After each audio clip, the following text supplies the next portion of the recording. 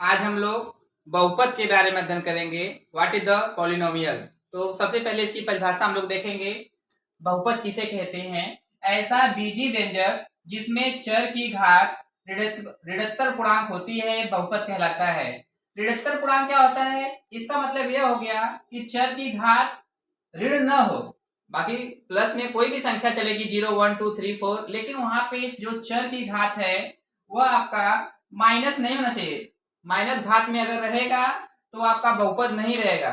और वहां पे अगर चर की घात प्लस में है, चाहे आपका कुछ भी मान सकते हैं, मान लो x की जो घात है 0 हो, 1 हो, 2 हो, 3 हो, और कोई भी संख्या डॉट कोई भी हो, तब तो वह बहुपद रहेगा। अगर यही घात अगर x पे चर पे माइनस लिखा है तो वह बहुपद नहीं है। तो ऋणोत्तर पूर्णांक का मतलब यही होता है कि घात में ऋण न हो, कभी भी माइनस घात नहीं होनी चाहिए।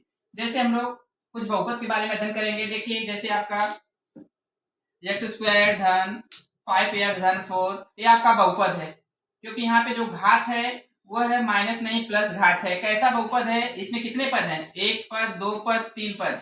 तो यह जो बहुपद है वह त्रिपदी बहुपद है। त्रिपदी बहुपद है क्योंकि इस सवाल में, इस क्वेश्चन में 3 पद हैं, 1 पद, 2 पद, 3 पद, और यह त्रिपदी बहुपद हो गया। और भी हम लोग कह सकते हैं 2x स्क्वायर धन 6, यह कितने पदी बहुपद है? यहाँ पे 1 पद, 2 पद, यह द्विपदी बहुपद है। द्विपदी बहुपद है आपका।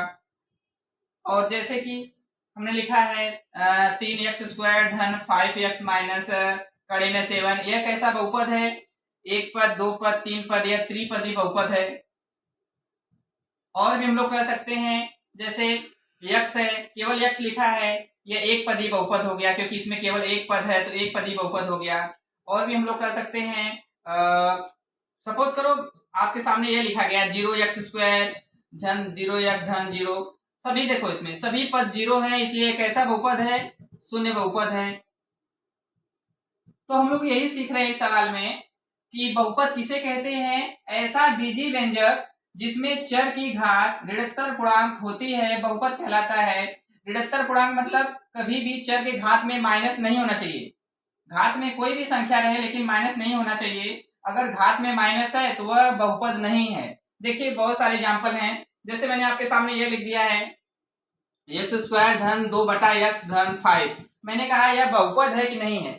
तो आप लोग जब इसको बताएंगे तो सबसे पहले यह बताओ, जो यहाँ पे बटा में x लिखा है इसके घात में 1 है, और यह घात ऊपर जाएगा तो माइनस घात हो जाएगा, तो हो जाएगा x घाते -1 प्लस 5।